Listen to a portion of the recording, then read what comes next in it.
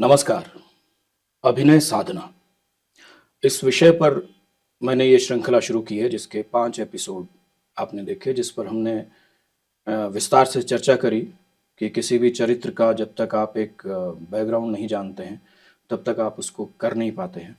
दूसरा बिंदु जो हमने पिछले 5 वीडियोस में कवर किया, उसमें से एक बिंदु था कि जो चरित्र है वो किन किन लोगों के साथ में है, उसका भी उसके व्यवहार पर, उसकी बॉडी लैंग्वेज पे फर्क पड़ता है बैकग्राउंड के अलावा।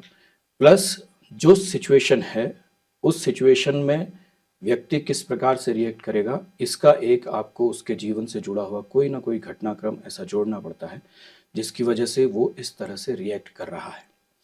ये 3 बिंदु हमने पिछले 5 एपिसोड्स में कुछ एग्जाम्पल्स के सहारे समझे, जिसमें भावनात्मक था, जिसमें रोमांटिक था, जिसमें सामाजिक सरोकारों से जुड़ा हुआ विषय था। और उसी में अब ये बात आगे चल रही है जिसमें हम बात कर रहे हैं अभिनेता की आवाज़ पर, उसके बोलने पर, जिसको शास्त्र में कहें तो वाचिक अभिनय भी कहते हैं। हमारे यहाँ 2 प्रकार के अभिनय होते हैं, एक आंगिक जो शरीर से किया जाता है, जिसमें नृत्य भी आ जाता है, नृत्य भी आ जाता है, और अभिनय का दूसरा जो पार्ट है जिसमें हम वाचिक अभिनय कहते हैं, जिसमें आप अमूमन जो सरल भाषा में कहें तो रेडियो नाटक जो होते हैं या वॉइस डबिंग का जो काम है वो वाचिक अभिनय में आता है। अगर जो हम देखते हैं कि अन्य भाषाओं की फिल्मों की दूसरी भाषाओं में जो डबिंग होती है वो वाचिक अभिनय का ही हिस्सा होता है, और जो रेडियो तो पूरा ही वाचिक अभिनय पर है। ये एक बहुत महत्वपूर्ण है। मैं हमेशा इस बात को कहता हूं कि हम शरीर से और बोलने से अभिनय करते हैं, और इन दोनों को नियंत्रित करने के लिए हमारे पास मस्तिष्क होता है। तो मस्तिष्क को हमें ट्रेंड दोनों तरह से करना पड़ता है, कि आवाज़ के दृष्टिकोण से भी और शरीर के दृष्टिकोण से भी। तो यहाँ से ये जो 5 एपिसोड इससे पहले हो चुके, 6ठा एपिसोड जो हम शुरू कर रहे हैं वो वाचिक अभिनय यानी आपके आवाज़ पर होगा, द ऑडियोबिलिटी या साउंड पे होगा। तो हम लोग अपने अपने बारे में अपनी आवाज़ को बचपन से सुनते आए हैं और बहुत सारी चीज़ें हमें उसके विषय में पता होंगी। अच्छी आवाज़, ख़राब आवाज़, हम ऐसा बहुत कुछ कहते हैं, पर हर आवाज़ होती तो इसी सृष्टि का हिस्सा है, तो वो अच्छी और ख़राब तो नहीं कह सकते, पर वो उस पर्टिकुलर आवश्यकता के अनुरूप है कि नहीं है, ये ज़रूर कहा जा सकता है। जैसे कई आवाज़ें जो बहुत अच्छी होती हैं लेकिन वो पर्टिकुलर किसी जगह पर वो अच्छी नहीं लगती हैं, इसलिए किसी भी व्यक्ति की आवाज़ कैसी भी हो, उसकी अगर वो सही जगह पर इस्तेमाल किया जाएगा तो वो उस जगह पर अच्छी लगेगी। इस विषय पर बात करने से पहले मैं आपको इस तरफ ले जाना चाहता हूं कि जो हो सकता है मैं इसको पूर्णता से ना समझा पाऊं, कुछ चीज़ें छूट जाएं, लेकिन मैं उन बिंदुओं को आपको अवश्य बता दूंगा कि आप उसके विषय में और जानना चाहें तो आप नेट पर या यूट्यूब पर सर्च कर सकते हैं। सबसे पहली चीज़, आवाज़ के बारे में बात करने से पहले मैं आपको ध्वनि के बारे में बात करना चाहता हूं। अगर आप रंगमंच पर कोई नाटक कर रहे हैं, रंगमंच में कर रहे हैं, तो उस हॉल का एक एम्बियंस होता है, वो भी बहुत महत्वपूर्ण भूमिका निभाता है जब हम नाटक में संवाद बोल रहे होते हैं। खाली कमरे की कोई आवाज नहीं होती है ऐसा हम मानते हैं, लेकिन अगर आप रिकॉर्डिंग ऑन करें मोबाइल में और एक छोटे कमरे में आप खाली साउंड रिकॉर्ड करें, उसके बाद आप बाथरूम में एक आवाज़, बाथरूम की आवाज़ अगर खाली रिकॉर्ड करें और एक ड्राइंग रूम की आवाज़ आप रिकॉर्ड करें, या एक्सटीरियर में जाकर के जंगल की, नदी के किनारे की आवाज़ आप रिकॉर्ड करें, तो आपको अंदाज़ा आएगा, और उसको फुल वॉल्यूम में करके सुने तो आपको अंदाज़ा आएगा कि वहां पे खाली कमरे की भी एक आवाज़ होती है। आप इस बात को समझिए कि जिसको एम्बियंस साउंड कहते हैं फिल्मी लैंग्वेज में, वो उस एम्बियंस, मतलब वो खाली कमरा है कि बाथरूम है कि गलियारा है, उसमें जो हवा की आवाज़ है या किसी कोई भी आवाज़ वहाँ पर है, वो आवाज़ भी एक बहुत महत्वपूर्ण भूमिका निभाती है। फिल्मी लैंग्वेज में अगर मैं आपसे कहूँ कि जब आप डायलॉग बोलते हैं या आप फिल्म देखेंगे तो वहाँ पर आप एक तो अभिनेता या अभिनेत्री लोगों की आवाज़ें सुनते हैं, दूसरा एम्बियंस साउंड सुनते हैं जो कमरा है या पार्क है या जो भी है, तीसरा, वहां पर उपस्थित साउंड इफेक्ट्स अगर कुछ हैं तो वो आप सुनते हैं। इसके अलावा आप एक पूरा बैकग्राउंड म्यूजिक सुनते हैं। और म्यूजिक, जब आप म्यूजिक की बात करते हैं तो आपको ये समझना पड़ेगा कि म्यूजिक जो है वो सुर में होता है। उसका एक, क्योंकि वो चाहे कीबोर्ड से बजे, चाहे कोई गले से गाए, आलाप करे, या सितार बजे या गिटार बजे, वो एक जो हमारे 12 सुर होते हैं उन सुरों में होता है। तो ये बात आपको बिल्कुल ध्यान। और जब आप डायलॉग बोल रहे हो तो जरूरी नहीं है कि वो सुर में हो सकता है उसका, अगर म्यूजिक की लैंग्वेज में हम देखेंगे तो हो सकता है उसका सुर थोड़ा सा दो सुरों के बीच में हो या कुछ इस तरह का हो, लेकिन उसके पीछे जो म्यूजिक बजेगा वो सुर में होगा।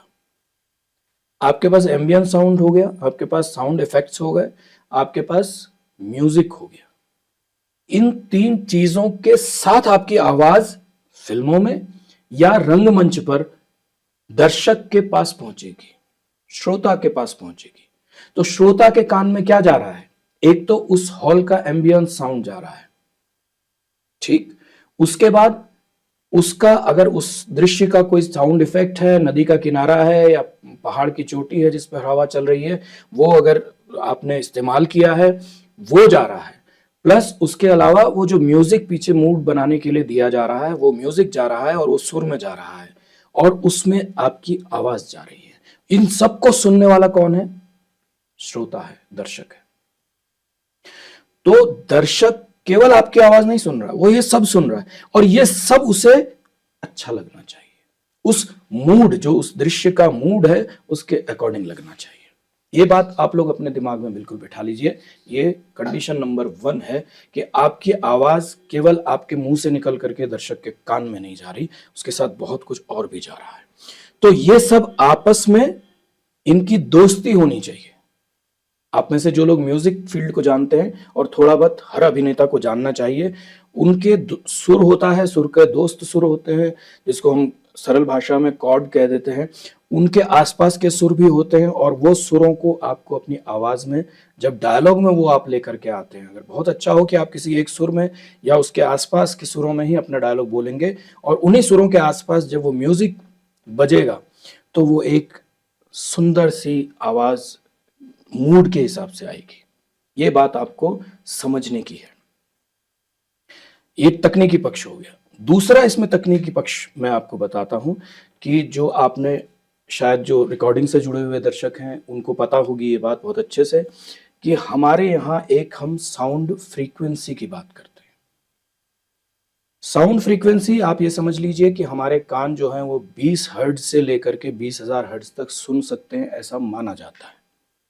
लेकिन जो 20 हर्ट्ज से लेकर 100 हर्ट्ज तक के बीच की जो आवाज होती है, वो उसकी हम वाइब्रेशन महसूस करते हैं। जो आप बड़े पिक्चर हॉल्स में आप देखते हैं ना, जो जिसको बूफर की साउंड कहते हैं, जो बेस जो आता है, जो वाइब्रेशन आती है, ये 50 हर्ट्ज से, मतलब 20 हर्ट्ज से लेकर के 100 हर्ट्ज के बीच की वो साउंड होती है। तो वो बहुत बहुत कम, अगर माइक्रोफोन यूज कर रहे हैं तो आपके गले में भी वो साउंड आपको दिखाई देगा कि वो आ रहा है, लेकिन जनरली नाटक में अगर आप कर रहे हैं या आम संवाद बोल रहे हैं तो उसमें हो सकता है वो ना आए। कई लोगों की आवाज में वो बेस वॉइस होगी। तो 100 हर्ट्ज से थोड़ा आप ऊपर बढ़ जाइए और 2000 हर्ट्ज तक जाइए। 100 हर्ट्ज से लेकर 2000 हर्ट्ज के बीच या 2500 हर्ट्ज के बीच पुरुषों की जो आवाज है वो उनकी रेंज है। आप बिल्कुल ये इस तरह से इसको आपको समझना पड़ेगा कि एक होता है ब्लैक कलर, एक होता है व्हाइट कलर।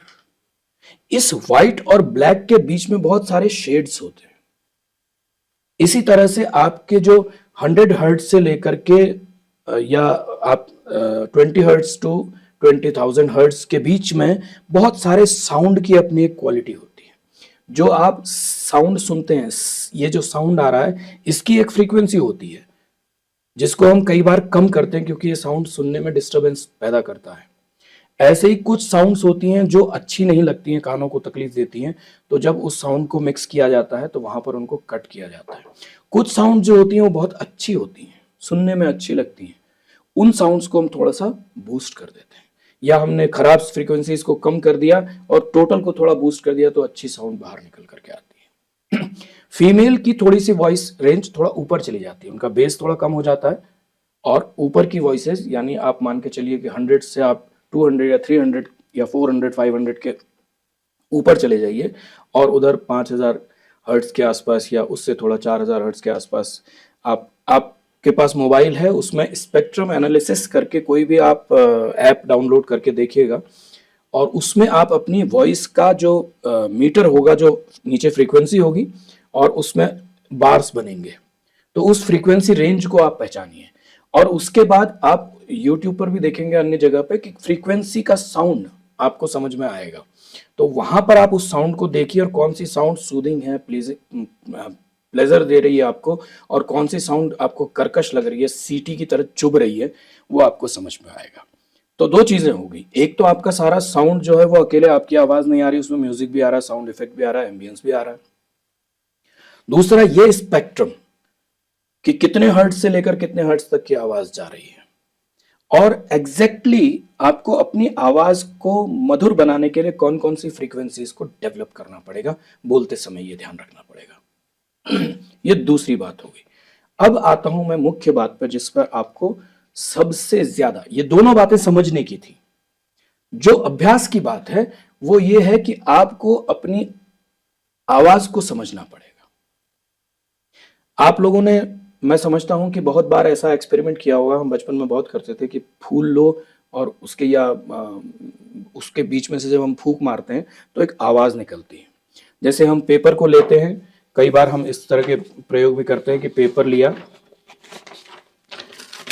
उसके बीच में से हमने इसे फाड़ा इस तरह से, और जब हम इसको ऐसे करके फोल्ड करेंगे और इसमें से हम ऐसे करके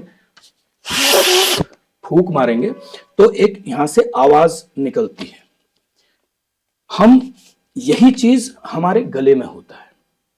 हम सब जानते हैं कि हम जब सांस लेते हैं तो हमारे फेफड़ों में हवा भरती है, और जब हम उस हवा को छोड़ते हैं तो जब हम हवा के साथ गले को नहीं जोड़ते, गले को दूर कर देते हैं, तो खाली हवा बाहर निकल आती है। इसमें गला नहीं लगा है, हल्का लगा है, बिल्कुल नहीं लगा है ऐसा हम नहीं कह सकते, लेकिन हमने इसमें, अब आप उसको सुनेंगे तो महसूस करेंगे, ये साउंड है जिसमें गला नहीं इस्तेमाल हो रहा है।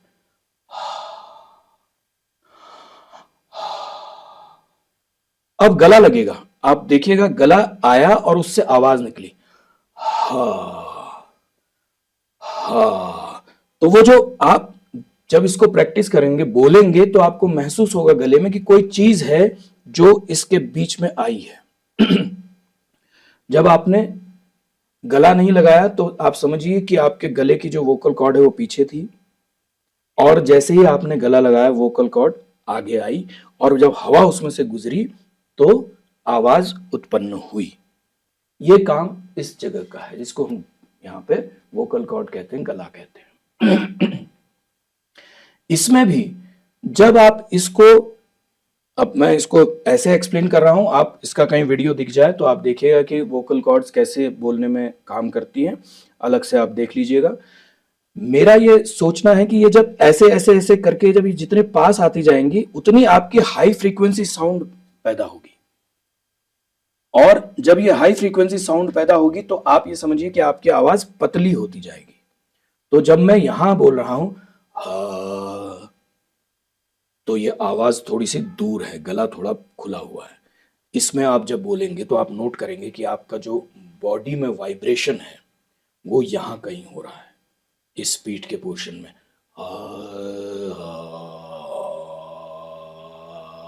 ये साउंड यहां से आएगा। जैसे जैसे हम हाई पिच में जाएंगे ये साउंड, ये वाइब्रेशन शिफ्ट होती जाती है।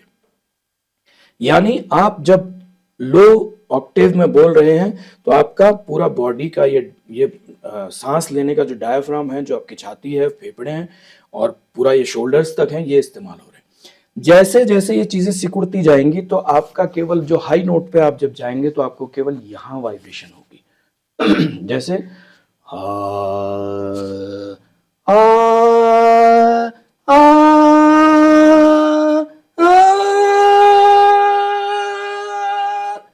तो जब मैं यहां बात करूंगा तो आवाज केवल यहां से आ रही होगी, उसमें यहां पर कोई वाइब्रेशन आपको महसूस नहीं होगा। This is the actual technically जो आप गले का इस्तेमाल कर रहे हैं कि आपकी वोकल कॉर्ड पिचक पिचक पिचक करके बहुत पतली सी होती जा रही है। और ऊपर जाऊं तो जब आप यहां तक बोलेंगे ना, ऐसे जब आप बात करेंगे तो आप बहुत ही पतली जगह से अपनी सांस को निकाल रहे हैं और आवाज को निकालने के लिए आप बहुत वोकल कॉर्ड्स को ना बहुत ही पतला आपने कर दिया है, तो आपकी आवाज भी पतली होती चली गई है। इस बात के लिए आप जब अपने आप को रियाज करेंगे तो देखिए आपका कहीं भी इसमें तकलीफ नहीं दे रहे हैं आप अपनी वोकल कॉर्ड्स को, सिर्फ आपने उसको अंदर ही तरीके से पतला कर दिया है। और अगर आप इसके ऊपर जाते हैं जहां पर आपको सुनने वाले को तकलीफ भी होगी और मुझे भी हो सकता है थोड़ी तकलीफ लगे, लेकिन वो सुर बहुत पतला हो गया है, आपका गले से जहां से आवाज निकल रही है, प्रोड्यूस हो रही है, वो बहुत पतला हो गया है। लेकिन जब आप बेस में बात करते हैं, यहां पर बात करते हैं या इससे और नीचे बात करते हैं तो वही चीज आपके बिल्कुल ओपन हो रही है और उससे जो आवाज निकल रही है उसका वाइब्रेशन यहां पर भी महसूस हो रहा होगा आपको। सो जब आप नॉर्मल नीचे आवाज बात करते हैं, जैसे आप अगर हारमोनियम कभी आपने देखा है या आप बजाते हैं तो उसमें 3 ऑक्टेव होते हैं, लोअर ऑक्टेव, मिडिल ऑक्टेव और हाई ऑक्टेव। मंद्र सप्तक सबसे नीचे, मध्य सप्तक और तार सप्तक। तो मंद्र में जब आप बोलेंगे तो आपने कभी धौंकनी चलाई हो तो वहां पर हवा भी ज्यादा लगती है, और हाई ऑक्टेव में जब आप बजा रहे होते हैं तो वहां पे हवा कम लगती है। और अगर उसकी आप कभी अंदरूनी संरचना देखेंगे तो वो बहुत छोटा होगा, उसका जो कट होता है। जैसे आपने बांसुरी सुनी होगी, आप बड़ी बांसुरी से बड़ा सुर निकलता है, मतलब भारी सुर निकलता है, बेस वॉइस निकलती है, और छोटी बांसुरी से छोटा सुर निकलता है, मतलब हाई ऑक्टेव का सुर निकलता है। तो ये चीज आपको गले के संदर्भ में भी समझाना होगा कि वोकल कॉर्ड पतली होकर के किसी एक जगह से आवाज निकाल रही है तो आवाज पतली हो जा रही है। अब ये जो आपका वोकल कॉर्ड से हर आदमी चाहता है, स्पेशली लड़कों में ये बात होती है कि मेरी वॉइस में बेस हो, तो उसको रियाज करना पड़ेगा अपने को बोलने के लिए। उसको यहाँ पेट में, हमारे एक चीज और मैं यहाँ पे बता दूं कि जो आपने कई सुना होगा कि पेट से बोलो या पेट की आवाज, भारी आवाज जो गहरी आवाज है उसको पेट की आवाज कहते हैं। हम लोग सांस लेते हैं, हम लोग जब सांस लेते हैं तो हमसे अगर अचानक से कहा जाए कि नॉर्मल बच्चों से सांस लो तो वो सांस कैसे भरें, गहरी सांस लो, तो ये गहरी सांस नहीं है, ये फूली हुई सांस है। गहरी सांस मीन्स आप सब लोग जन्मदिन पर बलून वलून फुलाते हैं ना, तो बलून फुलाने के लिए आप क्या करते हो, ऐसे थोड़ी पिचकाते हो बलून को, आप इसको लंबा करते हो, ऐसे लंबा करते हो और फिर फूंक मारते हो तो हवा दूर तक जाती है। सेम संरचना है हमारे फेफड़ों की। तो उसमें आप ये मान के चलिए कि उसमें अगर ज्यादा हवा भरनी है तो आपको उनको नीचे को फैलाना पड़ेगा, ऐसे नहीं, ऐसे नहीं। तो आप इसमें देखेंगे, मैं आपको कोशिश करता हूं कि आपको कैमरे में दिखाई दे इस तरह से। ये मैंने सांस बाहर फेंकी,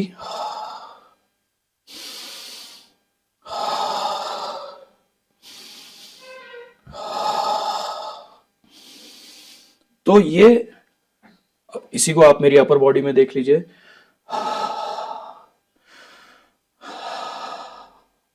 तो ये बाहर नहीं आ रहे, पेट से हो रहा है।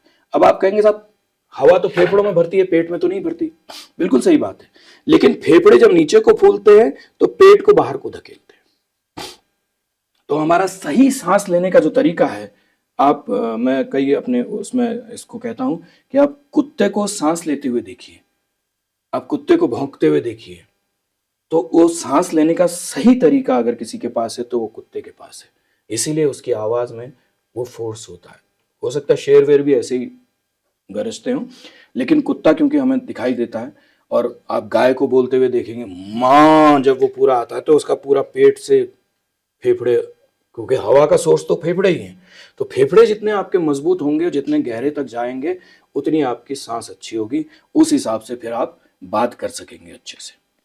ये सांस लेने का एक तरीका है। अब मैं ये आपको क्यों बता रहा हूं, मैंने आपको दो चीजें बताई।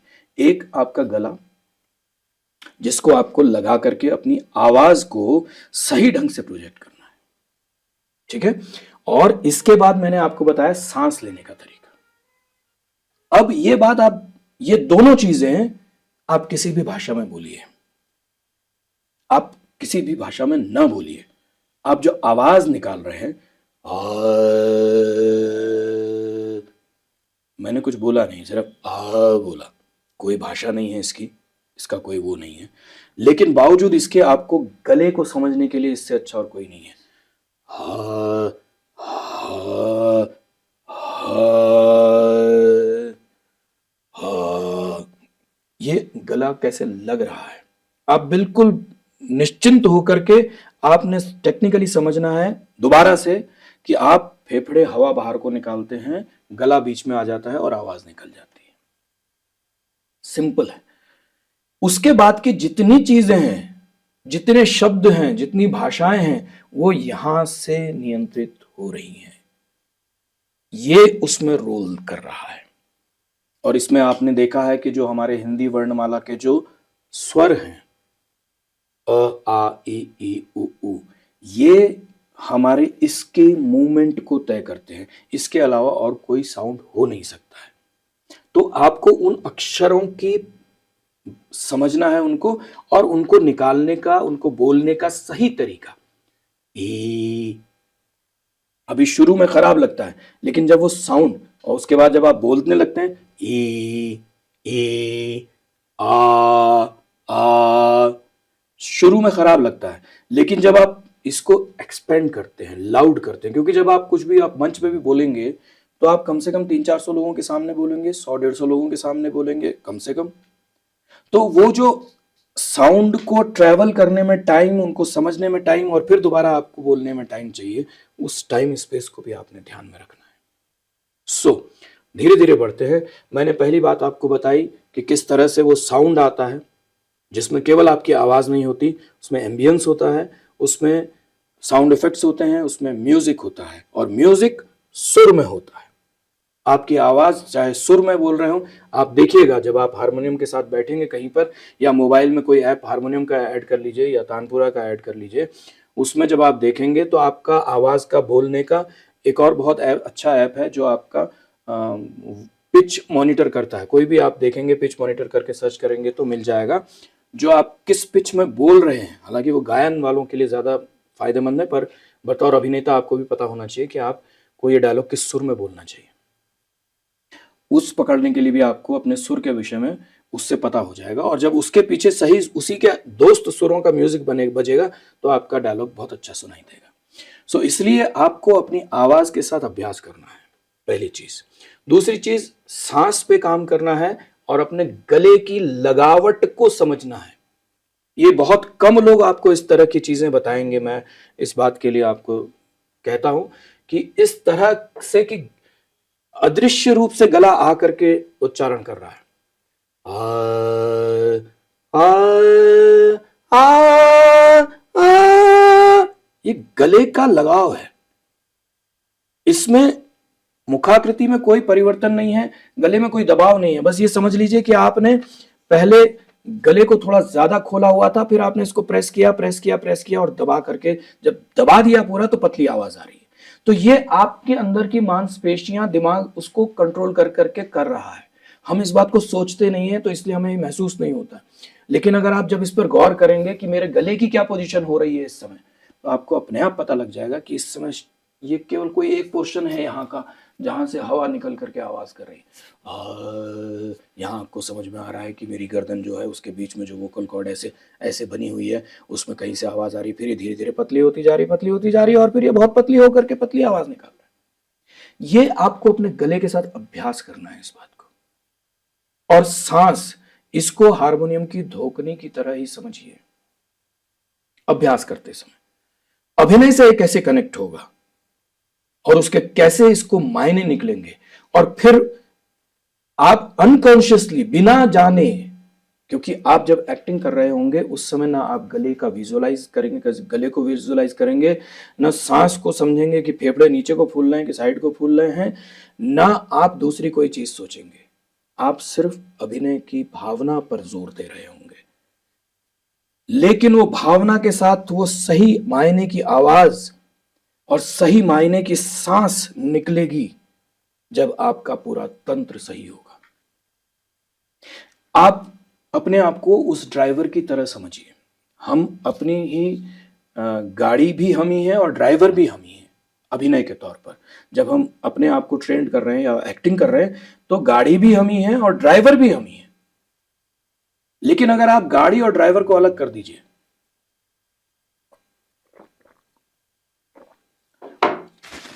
अगर आप गाड़ी और ड्राइवर को अलग कर दीजिए, आप बहुत अच्छे ड्राइवर हैं, आपको पता है कि ये गाड़ी है, इसका क्लच यहां होता है, ब्रेक यहां होता है, एक्सीलेटर यहां होता है, स्टीयरिंग यहां होता है।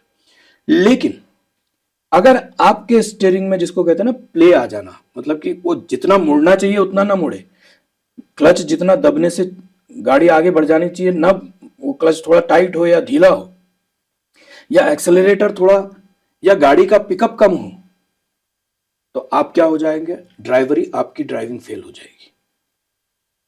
इसलिए आपको अपनी गाड़ी को, इस शरीर की गाड़ी को, इसका ऑडियो सिस्टम और इसका फिजिकल सिस्टम दोनों दुरुस्त करके रखने हैं।